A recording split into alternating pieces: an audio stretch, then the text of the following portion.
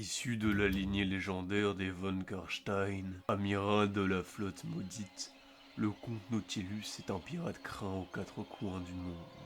Originaire du cœur obscur de la Sylvanie, il se lasse très tôt des intrigues politiques de ses frères et cousins, rejetant leurs querelles stériles pour choisir l'isolement.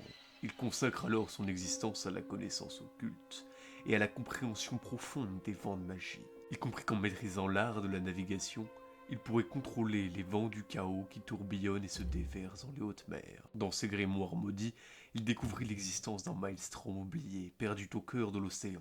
Un vortex jonché de crânes formant une tempête de magie pure. Ce phare funèbre attirait les morts vers son centre, guidé par un appel irrésistible. Le maître du naufrageur étudia alors ce phénomène avec une ferveur immortelle, accumulant chaque fragment de savoir interdit. Peu à peu, il devient maître de l'art de la téléportation, mais lors de la Geheimnisnacht. Niklos entreprit un rituel d'une ampleur inimaginable au cœur de ces terres sylvaniennes. Plus de 1000 morts furent arrachés de leurs tombes, tous d'anciennes victimes du comte, rappelées par leur seule volonté.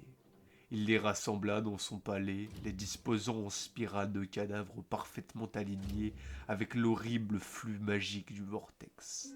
Ainsi fut invoquée une puissante hoste d'esprit et de chauve-souris que le von Karstein lança dans les cieux selon un motif ésotérique d'une complexité terrifiante. Une tempête magique se forma alors, déchirant les cieux dans un fracas surnaturel. Un unique éclair aveuglant fendit le ciel, suivi d'un coup de tonnerre assourdissant.